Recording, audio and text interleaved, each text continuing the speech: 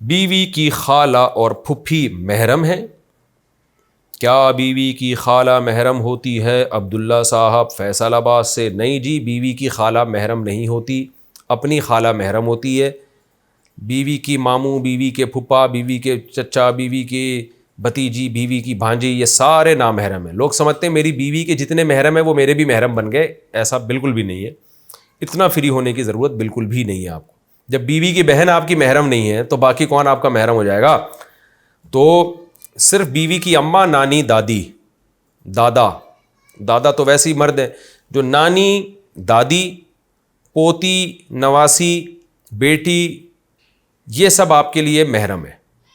یعنی بیوی کی بیٹی جو سوتیلی بیٹی کہلاتی ہے، یہ بیٹی کی بیٹی ہو گئی، وہ بھی سوتیلی بیٹی ہے۔ تو بیوی کی اماں، بیوی کی نانی، بیوی کی دادی، یہ سب محرم ہیں۔ یعنی بیوی کے اصول اور اس کے فروع، ماں باپ اور اولادیں، یہ سب آپ کے لیے محرم ہیں۔ اس کے علاوہ جتنے رشتے ہیں بیگم کے، وہ سب آپ کے لیے نامحرم ہیں۔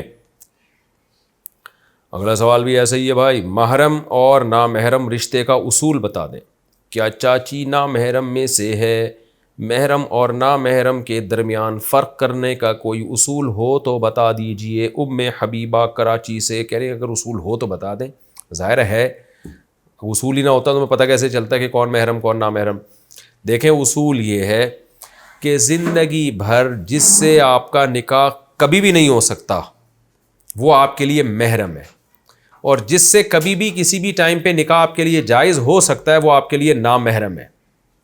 مثال کے طور پر مرد کے لیے اپنی سالی، مرد اپنی بیوی کی بہن سے نکاح نہیں کر سکتا جب تک بیوی زندہ ہے۔ بیوی کا انا للہ ہو گیا یا طلاق ہو گئی تو اس کی بہن سے اب یہ نکاح کر سکتا ہے۔ تو اس سے پتہ چلا کہ بیوی کی بہن سے جو نکاح حرام ہے وہ وقتی طور پہ حرام ہے، ہمیشہ کے لیے حرام نہیں ہے۔ تو اس لیے بیوی کی بہن ہمیشہ کے لیے نامحرم ہے۔ آپ کا کسی خاتون سے نکاح ہوا، لوگ کیا کرتے ہیں جی میری وائف ہے تو اس کی بہن تو چونکہ اس سے میرا نکاح نہیں ہو سکتا لہٰذا وہ تو میری بہن بن گئی۔ ایسا بالکل بھی نہیں ہے۔ آپ کی جو وائف ہے اس کی بہن آپ کی نامحرم ہے، اس کو آپ سے پردہ کرنا پڑے گا اور آپ اس سے زیادہ فری نہیں ہو سکتے۔ زیادہ کا مطلب تھوڑا سا بھی فری نہیں ہو سکتے۔ تو اسی طرح اپنی جو چچی ہے یا ممانی ہے، ماموں کے مرنے کے بعد ممانی سے نکاح ہو سکتا ہے، یا ماموں اگر ممانی کو طلاق دے دے تو بھی نکاح ہو سکتا ہے۔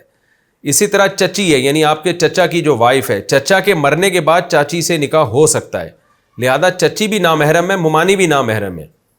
تو چچی پر لازم ہے کہ اپنے دیور کے بیٹے سے پردہ کرے، اسی طرح ممانی پر لازم ہے کہ اپنے شوہر کے بھانجے سے پردہ کرے۔ تو یہ نامحرم رشتے ہیں۔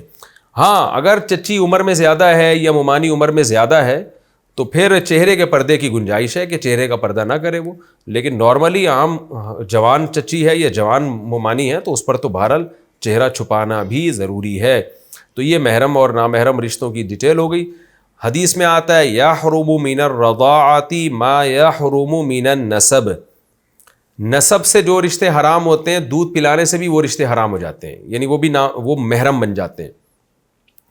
تو اگر آپ کی جیسے سگی خالہ ہے نا وہ آپ کی محرم ہے، تو اسی طرح رضائی خالہ بھی محرم ہے۔ کیا مطلب؟ آپ نے کسی خاتون کا دودھ پیا تو وہ خاتون آپ کی اماں بن گئی، اس کی بہن آپ کی خالہ بن گئی، اور اس کی اماں آپ کی نانی بن گئی۔